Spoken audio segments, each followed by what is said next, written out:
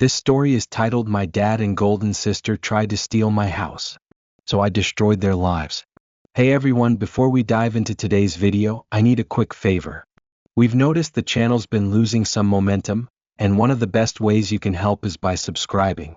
It's fast, free, and makes a huge difference in helping us keep creating awesome content. Your support means everything. Let's keep this channel growing together. Thanks so much, and now let's get into the video. I never thought I'd be the kind of guy posting my family drama on Reddit, but here I am. Still shaking with anger as I type this. See, I worked my ass off for a decade to buy my own house. 10 years of ramen dinners, overnight shifts, and driving a car that sounded like it was held together by sheer willpower. And just when I thought I could finally breathe, my dad and golden child sister decided my house should be hers. What? Because she has kids and you're just single. Yeah. They tried to steal my house because I don't have kids. And when I said no, they took it anyway. What? Me introduce you to the cast of this absolute train wreck. I'm 32M, a veterinary technician. Not exactly making six figures, but I love my job. I've spent the last 10 years working crazy hours, living like a broke college student, just to save up for a place of my own. And finally, after years of scraping by, I managed to buy my first house. It wasn't a mansion, but it was mine. And then there's Sarah, 35F. My older sister and walking entitlement issue. Picture every wannabe influencer you've ever seen. Self-absorbed, constantly starting new business ventures, and forever expecting someone else to clean up her mess. She's got 3 kids from 3 different guys, hasn't worked a real job since she quit waitressing because the uniform wasn't her aesthetic, and yet, somehow, she always has the latest designer bag, a brand new phone, and a full schedule of spa days. Oh, our parents, especially my dad. Growing up, the man never let me forget that money doesn't grow on trees, but the second Sarah wanted something, that wallet flew open like magic. If I needed new school shoes, tough it out, kid. But when Sarah wanted a new MacBook because her last one was last year's model, guess who got a brand new one overnight shipped to her doorstep? It didn't stop in adulthood either. 5 years ago, Dad gave Sarah a house. A full-on 4-bedroom house in a rich neighborhood. You'd think that'd be enough for her, right? Wrong. Less than a year later, she convinced Dad to let her sell it and use the money to fund her latest business venture. Some insane combination of a juice cleanse program and a music production company for her boyfriend at the time. Spoiler alert, he took the money and ran. And now, she's back in my parents' guest house, rent-free, still living like a spoiled teenager. And that brings us to me. After a decade of busting my ass, I finally bought my own place. A modest 3-bedroom house in a decent neighborhood. Nothing fancy, but it was solid, it was within my budget, and most importantly, was mine. The day I got the keys, I just sat on the floor of my empty living room and cried. Not out of sadness, out of sheer relief. After years of watching my sister get handed everything while I worked for every single thing I had, this was proof that hard work actually paid off. And then, not even a month later, my dad and sister showed up at my house unannounced. Sarah waltzed in like she already owned the place, critiquing my furniture while recording for her Instagram. Dad sat me down with his reasonable businessman tone and hit me with, "Son, this house is really too big for just one person. Your sister has 3 growing kids who need space to thrive. We think you should give Sarah your house." Excuse me, what? Sarah? Smirks. Yeah, don't be so dramatic. It's not like you're using all this space. I need a proper filming studio, and the lighting in the guest house is totally killing my engagement metrics. I thought they were joking. They weren't. And when I said hell no, they tried to take it anyway. And that's when I decided I wasn't just going to fight back. I was going to destroy them. I should have slammed the door in their faces. I really should have. But I was so blindsided by the sheer audacity of what they were suggesting that I just stood there, blinking like an idiot. You think I should give Sarah my house? I repeated, just to make sure my exhausted, post-12-hour shift brain wasn't hallucinating. Dad nodded, completely serious. Son, we've been thinking this through. You're young, single, and focused on your career. You could easily find a nice apartment closer to the animal hospital. But Sarah needs stability. The kids need space. Sarah was barely listening. She was too busy recording for her Instagram, panning her camera around my house like she was already planning renovations. This furniture is so basic, she muttered, swiping through filters. Then she snapped her fingers at me. Oh my God, you have a spare bedroom, right? That would make such a cute content studio for my TikToks. The guest house lighting is totally killing my engagement metrics. I felt my eye twitch. Dad took my silence as hesitation. He leaned forward, using his reasonable businessman voice, the same one he always used when he was about to manipulate me into something. Look, son, I know this seems sudden, but family takes care of each other. Sarah has 3 growing children. Think about their future. I couldn't help it. I laughed. You mean the same future you let her gamble away 5 years ago? Sarah's fake influencer smile immediately dropped.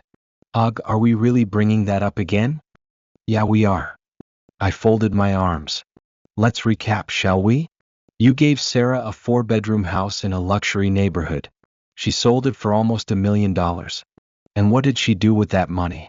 Oh right, she invested it in her ex's rap career. And where is he now? Sarah scowled. That was different. Jackson's mixtape was going to be huge. Yeah, I cut in. So huge that he took the money and vanished to Miami. And then what? You blew the rest on a crystal healing empire that lasted 3 months before you decided crystals were so 2022 to. Dad raised his hands like he was defusing a bomb. The past is the past, son. We can't dwell on mistakes. This is about moving forward, about doing the right thing for family. Yeah. I scoffed. Then why don't you give her your house, Dad? His face turned to stone. You know we can't afford that, he said sharply. And there it was. I looked between them, my dad still trying to play the wise patriarch, and Sarah, who was barely listening because she was too busy taking selfies on my couch. They weren't asking me to help Sarah out. They were demanding I sacrifice everything I worked for because Sarah had blown through her golden ticket.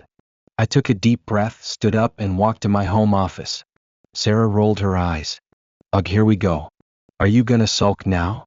I ignored her, grabbed the folder I'd been keeping for years, the receipts, because some part of me had always known this day would come. I walked back, dropped the folder right on my coffee table with a loud thud, and crossed my arms. All right, Dad. You want to talk about fairness? Let's do some math. The moment the folder hit the table, the room shifted. Dad's jaw tightened. Sarah finally put her phone down. They knew. See, they thought I was weak. They thought I'd roll over like I always had. But what they didn't know was that I'd been preparing for this moment for years. I flipped open the folder and pulled out the first document. Let's start with the house you gave Sarah. I slid the property records across the table toward Dad. 5 years ago, you handed her a 4-bedroom in Oakwood Heights, worth $875,000. Sarah scoffed. Oh my God, are we really doing this? Ignored her and kept going. And what did she do? Sold it for $890,000. Which, by the way, means she had nearly $1 million handed to her, debt-free. Dad shifted uncomfortably. Well, she made a mistake. Oh, we're just getting started, I cut in. I pulled out bank statements. Let's break down where that money went, shall we? $50,000 to her ex-boyfriend's rap career. He took the cash and disappeared. $200,000 into a crystal healing empire that lasted 3 months before she decided the energy wasn't right. $300,000 into some MLM scam selling ionized alkaline water. $40,000 on a Range Rover she couldn't afford the payments on. And the rest? Designer bags, spa days, and whatever influencer nonsense she convinced herself was a business expense. Dad's face was turning red. Sarah was doing that thing where she pretended to be bored, but I could see her nails digging into her palm. I flipped to another page. But here's the real kicker, Dad. I slid over the next document. This is the current value of your estate. Your house, your investments, everything you have left. Less than what Sarah sold her house for. Dead. Silence. Sarah's fake influencer's smile vanished. Dad looked like he'd just swallowed glass. I leaned back in my chair. So go ahead. Cut me out of the will. There's nothing left to cut me out of anyway. Sarah lost it. This is so unfair, she shrieked, jumping up from her seat. You can't just throw numbers around like this. Money isn't everything. What about my kids? What about their future? The same kids you're exploiting for Instagram sponsorships? I shot back. The ones you're trying to turn into TikTok stars before they can even read properly? She gasped like I had personally insulted her ancestors. At least I have children, she snapped. What do you have? A bunch of sick animals and this? She waved her arms around frantically. This boring suburban nightmare? Dad finally spoke up, trying to regain control. Now, son, these numbers, they don't tell the whole story. Your sister's businesses were investments in her future. I laughed. No, Dad. They were you enabling her to avoid responsibility. And now that you've run out of things to give her, you're trying to take the one thing I worked my ass off for. Sarah's mascara was running now, waterproof my ass, but she was still trying to film bits of this for Instagram. You don't understand, she wailed. I need a proper space for my content. The guest house lighting is killing my engagement metrics. My followers expect a certain aesthetic. I raised an eyebrow. You mean the fake followers you bought? Her jaw dropped. You wouldn't? I pulled out another stack of papers. 10,000 fake followers. Purchased last month. Wonder what your sponsors would think about that. Sarah made a strangled sound like a dying cat. Dad stood up abruptly. That's enough. His voice was shaking. This kind of behavior is exactly why we're worried about you. This isn't how family treats each other. I stood up too. Voice calm. Controlled. No, Dad. This isn't how family treats each other. I took one final paper from the folder. But you know what's really interesting? This contract. Sarah froze. Dad froze. This is the agreement Sarah signed when you gave her that house. The one that said she'd use the money responsibly. I slid it over the table. The one that technically makes her liable for fraud since she lied about her business investments. The phone slipped from Sarah's hand and clattered to the floor. I grabbed my papers and stood up. Now get out of my house. Both of you. And for the first time in my life, my father and sister actually listened. I should have known it wasn't over. Kicking them out should have been the end of it. Should have been. But people like my dad and Sarah? They don't just walk away when they don't get what they want. They plot. They scheme. And then they try to take it anyway. For the next few days, I ignored the passive-aggressive texts from my dad. Family means sacrifice, son. You'll regret this. And the unhinged Instagram stories from Sarah, when the people closest to you betray you, just know that karma is coming for them. I focused on my job, got back to my routine, and tried to pretend like this was just another chapter of family drama that would eventually fade. Then on Thursday afternoon, my phone exploded with notifications. First text. Mike, next door neighbor, dude, why is there a moving truck in your driveway? Second text. Karen, other neighbor, actually nice. Hey sweetie, just checking in. There are some people moving furniture into your house? Third text. Mike again, bro. WTF. They're changing your locks. What? I dropped everything, barely even told my boss I was leaving, and sped home so fast I'm surprised I didn't get a ticket. And when I pulled into my driveway, I saw it. A massive U-Haul. Movers carrying furniture into my house. Sarah standing on the porch, recording a damn Instagram live while my dad was talking to a locksmith, who was actively changing my locks. My stomach dropped. This wasn't a mistake. They were actually trying to steal my house. I parked right in front of the U-Haul, blocking it in, and stormed up the driveway. Sarah sighed dramatically when she saw me. Ugh, you're totally ruining the surprise. I was going to do a whole home renovation series. I nearly blacked out from rage. Dad stepped in, his voice calm, too calm. Now, son, don't overreact. We figured since you were being unreasonable, we'd help you make the right decision. I couldn't believe what I was hearing. You helped me make the right decision? By breaking into my house. Sarah rolled her eyes. Oh my God, stop being so dramatic. It's not like you were using all this space properly. I need a filming studio, Dad needs a home office, and the kids who don't even live with you full time. I shot back. Sarah, you're literally renting out the guest house for sponsored content shoots. What do you need my house for? Her fake sympathy vanished. Wow. So selfish. Dad sighed like I was a disappointment. You need to understand, son. You're young, single, and have no responsibilities. You don't need a house this size. Your sister's children do. I snapped. She already had a house. I shouted. You gave her a house and she threw it away. And now you think she should get mine? Dad clenched his jaw. If you won't listen to reason, then maybe we should let the authorities decide. The authorities? I took a deep breath. Oh, you want to call the cops? Be my guest. In fact, I pulled out my phone and started dialing. Sarah's expression twisted into something ugly. She lunged forward and grabbed my arm. Go ahead, call them, she said, voice eerily calm. But remember, I have 3 kids. Who do you think the cops will believe?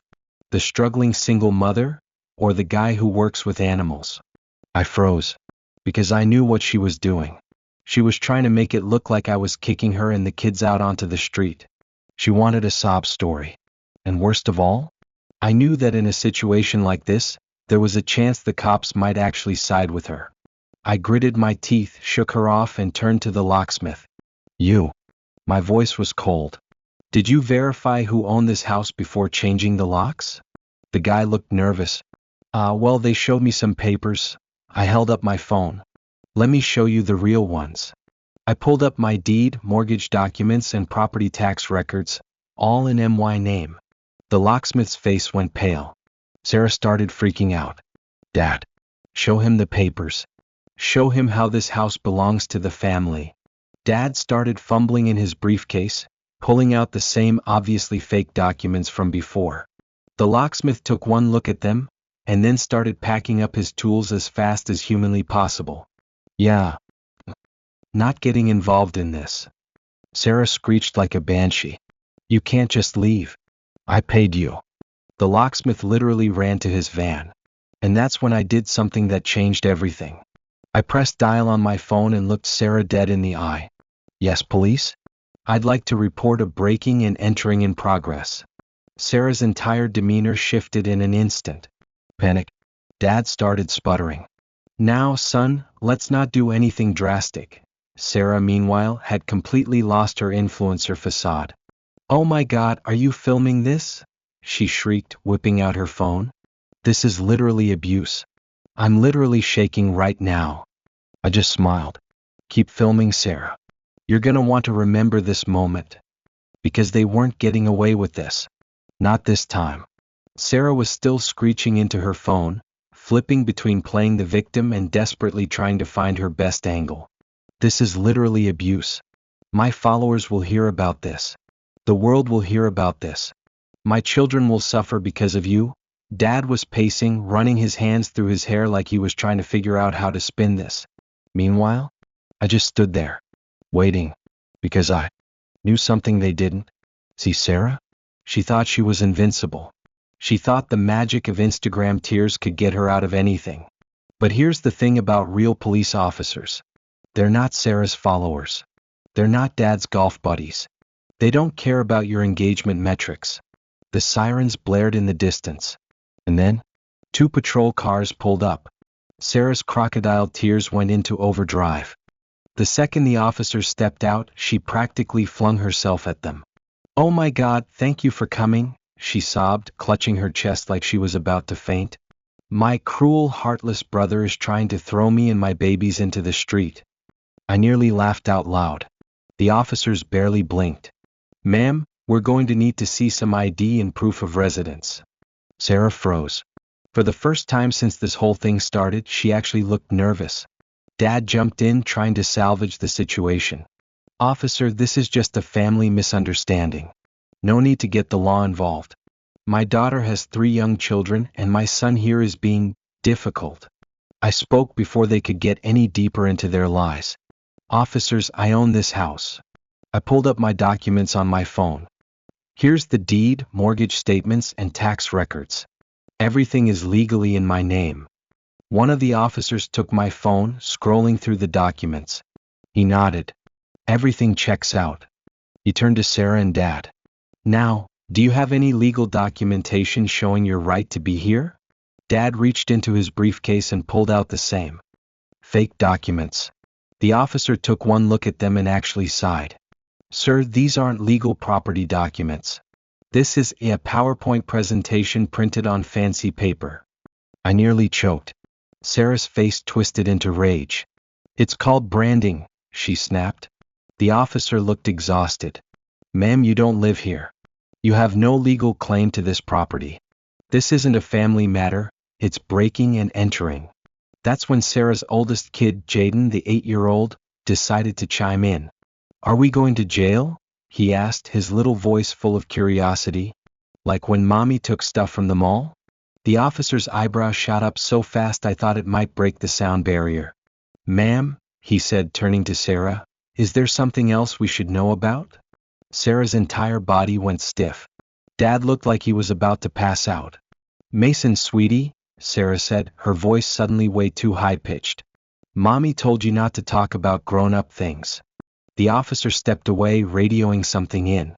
A few seconds later, he returned. Well, he said, grinning like he had just won the lottery, it turns out there's an outstanding warrant for Miss Sarah here. That. Silence. Sarah went pale. That can't be right. Oh, it is, the officer said cheerfully.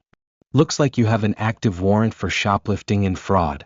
Sarah let out a high-pitched shriek. This is a mistake. I'm an influencer. That's nice, the officer said, pulling out his handcuffs. And then, Sarah ran. She bolted across the yard in those ridiculous designer heels, making it about 6 steps before she tripped over her own kid's toy and face-planted directly into the grass. I swear to God, even the officers were trying not to laugh.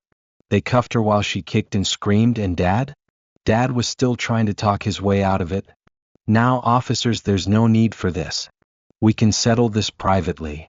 The officer who had been dealing with Sarah turned to him. Sir, we're going to need to take a look at those fake property documents you provided. Dad visibly panicked. These? Oh, they're nothing. Just some family notes. Totally unrelated. He actually tried to shove them into his pocket. The officer didn't even blink. Sir, the papers. Now. Dad handed them over, and within seconds the officer's face turned serious. Sir, you do realize that forging property documents is a crime, right? Dad swallowed hard. The officer held up the pages. These signatures, these stamps, all fake. He looked up. That's fraud. Dad opened his mouth, probably to lie his way out of it, but the officer was already speaking into his radio. And that's when it hit me. This was the moment it was all finally crumbling down. Sarah? Getting arrested on her own Instagram live. That. Getting caught for fraud, knowing this could ruin him. And me? I had one. I leaned against my car, watching the chaos unfold, and for the first time in years I felt free. As Sarah was being shoved into the patrol car, her wailing reached a whole new level of insanity. I have rights. I have children. My followers will hear about this. This is literally defamation. The officers didn't even flinch. Dad, meanwhile, was pale as a ghost, watching as another officer sorted through his fraudulent property documents. Sir, the officer said, his tone flat, we'll need you to come down to the station for further questioning. Dad snapped. This is outrageous. My son is trying to ruin our family over a simple disagreement. He whirled on me, face red with fury. You really think you've won here, boy? You think you've proven something? I folded my arms, watching as Sarah continued her hysterics in the back of the police car. Yeah, I said, smirking. I think I have. And just like that, they were gone. I stood in my driveway watching the police cars disappear down the street, feeling something I hadn't felt in a long, long time. Relief. It was finally over. Or so I thought. Sarah's arrest was all over social media within hours. What? Because the brilliant idiot had been recording the entire thing live. Her followers had watched her break into my house, gaslight me, get arrested, and try to spin it as some dramatic influencer tragedy. And they weren't buying it. Her comment section? An absolute war zone. Wait. Did she just try to steal her brother's house? LMAO, she really thought the cops would side with her? The way she went from "I'm a boss babe" to "I'm literally shaking in 5 seconds flat." Girl, you just committed a crime on live. No one is manifesting you out of this. Her sponsors dropped her within a day. Her fake followers started disappearing. And the best part? Brands started asking for their money back. Turns out Sarah had been running a little scam. She would accept free products from sponsors, film fake reviews, then return everything for a refund. And now, companies were realizing they'd been scammed. By the end of the week, she was drowning in lawsuits. But that wasn't even the best part. While Sarah was getting roasted online, Dad was dealing with his own disaster. Because those fake property documents? Yeah, it turns out forging legal documents to try and steal a house is a felony. His job found out. Dad had been a corporate consultant for years, making 6 figures off his good reputation. But when news broke about his fraud investigation, he was fired. He was blacklisted in his industry. And the best part? His own company started investigating his finances. What? Because someone tipped them off that Dad had been using company funds to support Sarah's influencer lifestyle. And who do you think gave them the receipts? Yup, me. I had been saving every bank transfer, every time Dad paid off Sarah's luxury expenses, and I sent everything to his employer. Within a month, Dad was facing legal action from his own company. While all this was happening, child services got involved. Turns out, when you get arrested for fraud and shoplifting, have no stable income, and are being sued by multiple companies, you don't make a great case for child custody. Jaden's dad, Sarah's first ex, swooped in like a knight in shining armor. He had gotten his life together, married a child psychologist, and lived in a quiet, suburban home. And when the court saw that Sarah was an absolute mess, he got full custody of all 3 kids. Sarah? She tried to pull her usual, "this is so unfair" routine. But the judge didn't buy it. And just like that, she lost everything. Months passed. My life? Better than ever. I was finally able to enjoy my house, upgrade my old car, and actually relax without worrying about my insane family. Sarah, on the other hand? She fled to Florida to live with our mother, trying to avoid the media attention. Then last week I got a letter from Sarah. It was pages of begging, claiming she had learned her lesson and wanted to rebuild our family bond. She even offered to promote my veterinary clinic on Instagram, which, by the way, had lost 80% of its followers since her arrest. I took a photo of her letter, wrote "No" in big red letters across it, and mailed it back. Because for once in my life, I didn't owe them a damn thing. Life finally felt normal. No more texts. No more drama. No more waking up to passive-aggressive guilt trips from my dad or seeing Sarah's ridiculous rants about toxic family members on Instagram. Just peace. I had my house, my job, my freedom. And for the first time in years, I could actually breathe. But of course, they couldn't leave it alone. It happened on a quiet Sunday morning. I was sitting on my porch drinking coffee when a familiar car pulled up to my driveway. At first, I thought it was a neighbor. Then I saw her. My mother. I hadn't seen her since everything went down, but there she was, standing by the car, looking like she'd aged 10 years overnight. She hesitated before walking up the steps, her expression carefully measured, the same way she always looked when she was about to ask for something. I didn't say a word. I just raised an eyebrow, waiting. She sighed. "Can we talk?" I leaned back in my chair, still silent. She took that as a yes and sat down across from me, fidgeting with the strap of her purse. "Right. I know things have been difficult." I let out a small laugh, shaking my head. "Difficult? That's what we're calling it now." She winced. "I just mean, I know mistakes were made. But your father, he's not doing well." I sipped my coffee. "Oh." She nodded, looking at me carefully, gauging my reaction. "Losing his job, the fraud case, the lawsuits, it's all taken a toll on him. He's sick, Ryan. He needs help." "And Sarah?" She trailed off, as if saying Sarah's name was enough to remind me of my responsibility. I put my cup down. "Mom, I need you to be honest with me. Are you here because Dad is sick, or because he's broke. Her lips pressed into a thin line. Silence.